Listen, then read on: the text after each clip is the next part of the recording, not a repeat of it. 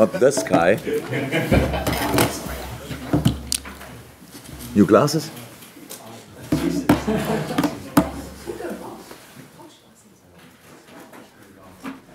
These are posh glasses. You've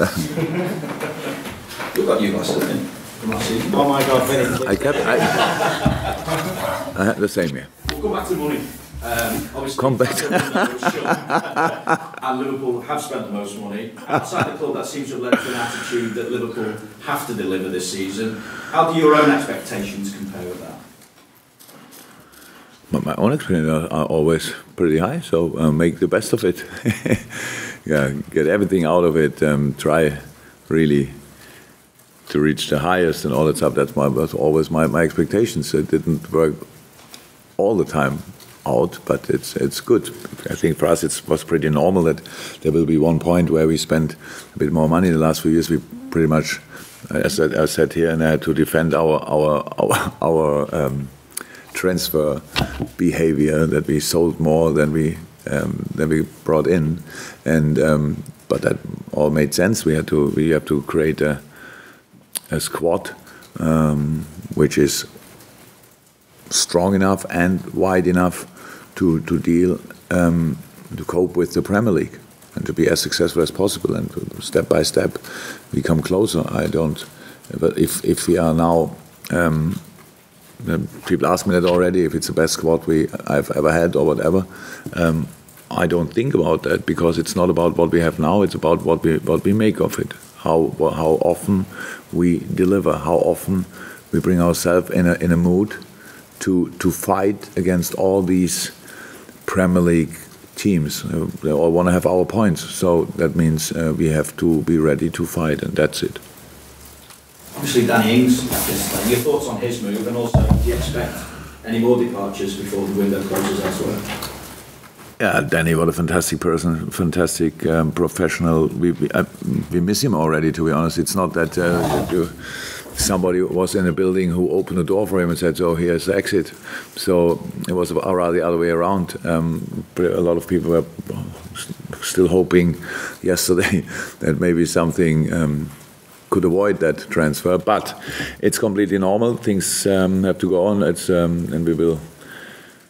He has friends here, and will ever have friends here, so that's cool. He's now going back to his home club where all the way started, if you want, and so that's nice for him. I know he's happy about that. It's cool. He's fully fit. He's in a good shape. How everybody could see after. In the last game against Torino, the 45 minutes he played, it was not Danny Ings at its best, because nobody knows exactly what that will be. But he showed that he's really in a good shape and a good way. So that's nice for him and for Southampton. Anymore? Yes. It's the transfer window is only one way is closed pretty much. So we cannot buy or sell. Or we cannot buy anymore, but we can only sell not sell anymore in England, in the Premier League, I think, and so that's the case. But it's clear that few things will happen. And squad-wise, how are you looking for this game against West Ham? I'm thinking the England lads, Jordan and Trent, are they ready for Premier League action? Dejan Lovren as well, and Fabinho is he okay? His scan was clear. I heard that you all know that he had a scan, so that's maybe at one point we can change that as well. I don't know exactly how. Fancy dresses for the players or whatever, bring them in because it was only a checkup. His scan was clear, but he felt ill. Then when he came back, so we sent him home again. I don't know what happened in the scan, but no, obviously he was not feeling really well, so we sent him home again, and I didn't see him so far, so I didn't ask anybody. We will see. That's that part. What was the other question? Oh. The England lads and then obviously Dejan after coming back from the World Cup. So. Yeah, yeah, we will see. They're all in a different shape, if you want. Trent a bit longer in, which is good. Hendo in and yeah, full of power, but not too long in. You know, 3-4 days or whatever. But it's Hendo, so you always think about him. And yeah, Dejan is will not be available for the weekend. I mean, that's how it is. Anything else? No, but we'll see. We have a few. We have not big issues, but these little things where we have to think about: do we take is it a risk or not? And if it's a risk, do we take it or not? And all that stuff. So at the end, we will have. I'm pretty sure we'll have a fantastic football team on the pitch, and hopefully. I have to make a few decisions. It looks like in a moment that a few players are not involved, but that's how it is then. Ragnar, no real chance. Didn't train. Joel did yesterday parts of training. We will see how it, like Joe did. So we will see how they are today. We spoke about money there and the amount that was spent. West Ham have spent a good deal as well. It's not always a guarantee of success though. So what difference does adding Manuel Pellegrini to that equation make? Yeah, one of the very, very successful managers on this planet. So he knows how football goes. So it's a really good tactician, a really good coach. So that changed, I think, a few things. It's quite difficult if you have the old team to change everything. But if you can bring in new players with, maybe they already know about your ideas, whatever, that change. And if you go through the team of West Ham, it's a completely different team, or could be a completely different team. It can be Arnautovic on 9, Yarmolenko right, Anderson left, or Chicharito as a striker, then Arnautovic on one wing or on 10, behind them Wilshere and Noble or whoever, then the other new fullback in, Cresswell back, all that stuff. They were injured for a long time, but that's just a good football team, and that's how it always is. I think they are really ambitious that season, yeah? But if you go in a game like this, and it's the first home game of Liverpool and stuff like that, people expect that we win. We expect the same, but we know that between now and then there are 95 brutal minutes, and you have to be ready for that, and that's how it is. But it's easy not to underestimate West Ham, to be honest. So that's the thing. And on plus, it's the first game of the season. Analyze is pretty much not really existing because you see a few preseason games, of course, of the teams. But then on the other hand side, and then you have to more think. And then is he already, like you ask me, is Hendo in or not? So is Chicharito in or not? And all this stuff. That's how it always is. First 1, 2, 3 games, it's always like this. So. Good, no problem. I'm still looking forward to it. A new goalkeeper for you in Alisson, who's got a physical presence just when you walk up to him. But what sort of impact do you think or hope he can have both for your team and on the Premier League?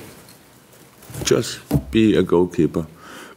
Be yourself in this case, because you're a very calm person, very, very laid back during the week, hard and really completely different on the pitch, but around the pitch is like that. That helps. We all know, being a Premier League player, you need to tick a few boxes. One of that is in different positions or different things, but as a goalkeeper it helps if you are rather calm than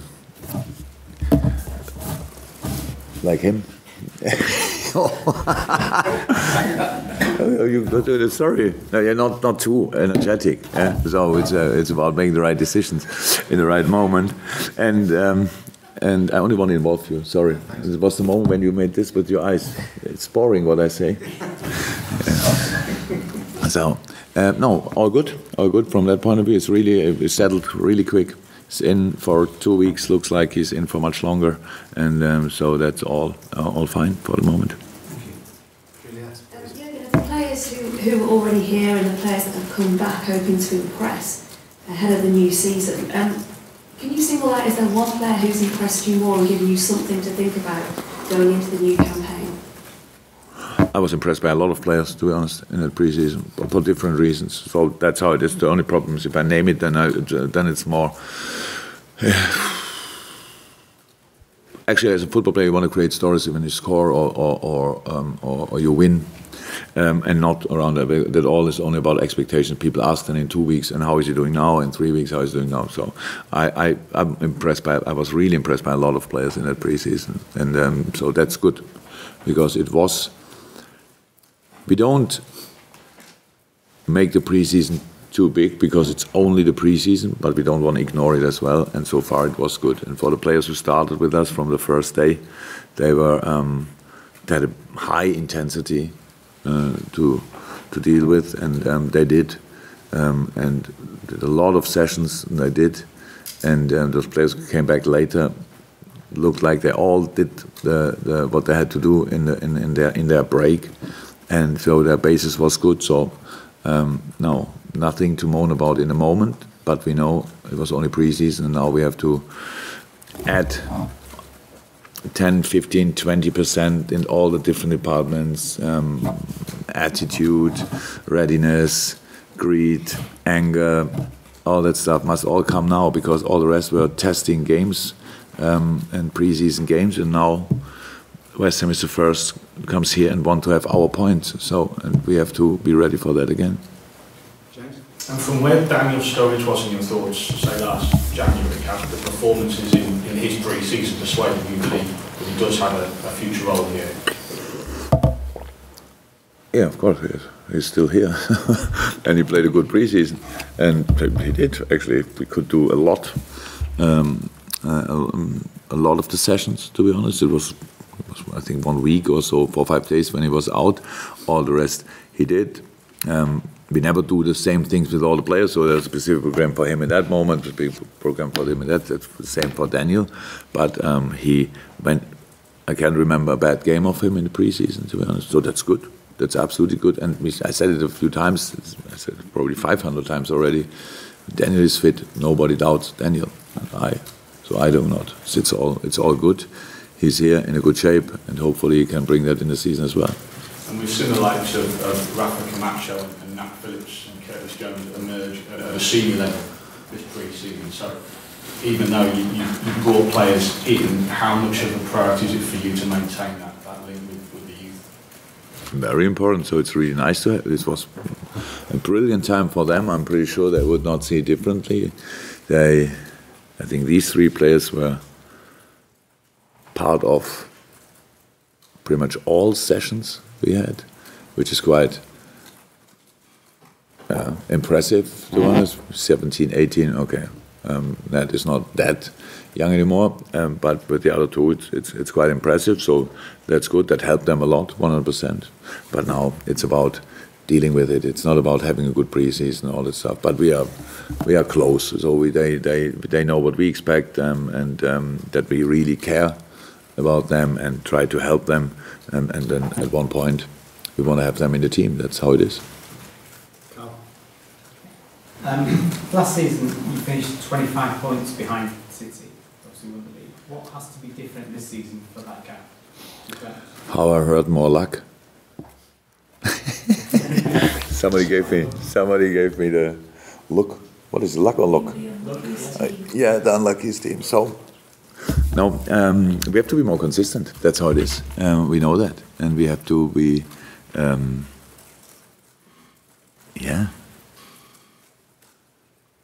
more clinical in the right moments. We have to be more aggressive in the right moments. There's a lot of things. We can improve everything. We can improve our offensive play. We can improve our defensive play. That's all what we have to do. But again, you all ask me about the gap against for City. What do we have to do? It's not had nothing to do with City. City had 3 points from us, and we had 3 points from them. So that's it. We lost them in other games. So win all of them, and it's good. But it's pretty difficult to do so. So because there are not only the other big 6 or whatever. It's if you see what happens around, if you see how Wolverhampton acts, how Fulham acts, how Everton acts, how a lot of clubs, I don't want to forget anybody, but how they act, they have all ambitious. And we can't go there, and only because we are Liverpool we win the game there. That's all really difficult. But it's not only difficult for us; it's difficult for the other teams as well. So, and that's all.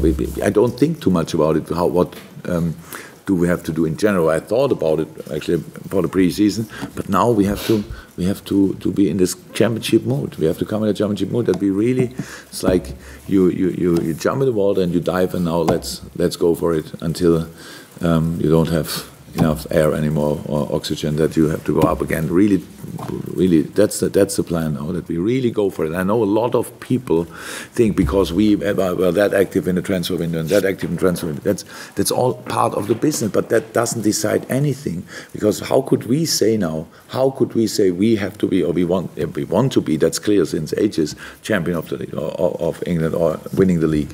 But how could we say that? What about United? What about the other clubs? We are still, the champion is Manchester City. They didn't lose any player. They brought in Mahrez. So that doesn't make them weaker. We saw the game against Chelsea. That was impressive from both sides. Chelsea was in good shape, obviously, after a rather difficult preseason, I would say, and City as well. So they have top quality. We are still Rocky Balboa and not Ivan Drago. We cannot be. How? So we are the one who have to do more, to fight more, to do all these things. That must be our attitude. In the moment when somebody thinks we reached already a point and now we only have to, like, that's the quality, and now, come on, boys. But that's, again, the moment where you start disappointing yourself and the people around again. Why should we do that? We didn't reach anything so far. We were in finals. Yes. Do we go to a final again? We should try to win it this time. And in the league, it's exactly the same. We came to the Champions League. That was a success, but there was still only to improve. Without getting champion, we have two places, 3 and 2. Would be better than 4. So that's how it is. And then we can talk. But in the moment, it's nothing. It's like scientists without trying if it really works. We have to be like Rocky. Glenn, anything? Jurgen, just on that luck study, I take it you weren't surprised by the results, and do you believe you're due for better fortune this time around? What again? The luck study found you were the unluckiest team in the Premier League last season. I take it you weren't surprised by the results? Oh, I was surprised about the numbers, of course. At 12 points, I'm not sure that I would have thought that, but it felt in a lot of moments last season a bit like that, to be honest. After the season, we didn't care. We didn't think a second about it anymore. It was in the moment where I thought, what's that? But yeah, that's nobody gives you anything back in life for that. So it's kind of not even sure. I didn't understand how they did it, to be honest. What they all did, but it looked quite complicated. To explain luck is obviously complicated. What I learned is you have to deserve luck. So, and we will work on that, so that we deserve it more, even more than last year. Yeah, anything from you? And the final one is from Katrina from RTL, and it's going to be asked in German. Für mich sowieso. Super, danke. Sie haben ja vor ein paar Jahren Mourinho kritisiert, dass er so viel Geld für neue Spieler ausgegeben hat. Liverpool so viel Geld ausgegeben wie kein anderer Club in der Premier League. Hat sich Ihre Meinung da geändert? Ja. Aber nicht wirklich. Meine Meinung ist nicht angepasst der Situation. Ich habe damals nicht damit gerechnet, dass das so schnell gehen würde, oder vielleicht sogar gar nicht damit gerechnet, dass es passieren würde. Wie jeder weiß, bin ich Schwabe und irgendwie sind wir bei großen Summen eher vorsichtig, aber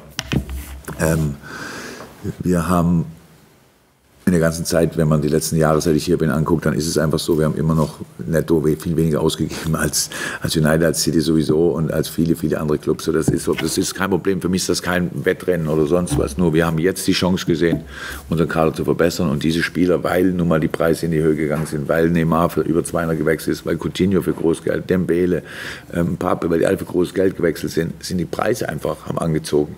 Und da kann man sagen, machen wir nicht mit. Oder man fragt seine Owner, haben wir die Kohle, und dann sagen die ja, und dann machen wir es. Und wir sind dadurch müssen jetzt nicht kleinere Brötchen backen oder sonst was, aber wir haben schon unsere Möglichkeiten diesmal eher ausgereizt als in den letzten Jahren, weil wir davon überzeugt waren, dass diese Spieler die richtigen Spieler für uns sind. Weil Sie ja damals gesagt haben, Sie würden das als Trainer nicht mitmachen. Ja, ich habe gesagt, wenn Geld alleine über den Erfolg entscheidet, meine ich gesagt zu haben, war auf jeden Fall das, was ich gedacht habe. Und das ist ja nicht der Fall, weil alle Geld haben, entscheidet Geld nicht alleine, sondern es ist einfach nur ein Mittel zum Zweck. Und was 50 Millionen vor 4 Jahren waren, ist jetzt ungefähr 150 Millionen. So, das ist der Lauf der Zeit. One last question. Mourinho hat jetzt gesagt, dass er es lustig findet, dass Sie jetzt Ihre Meinung so geändert haben und auf einmal das doch machen. Ärgert Sie das? Nein, gar nicht. Also ich hoffe, dass ich bin mir nicht sicher, aber ich denke, dass José Mourinho ziemlich egal ist, was ich sage. Und mir ist es sehr sicher, sehr egal, was er sagt. Also dementsprechend alles gut. Thank you very much. Welcome. Was interesting, very interesting.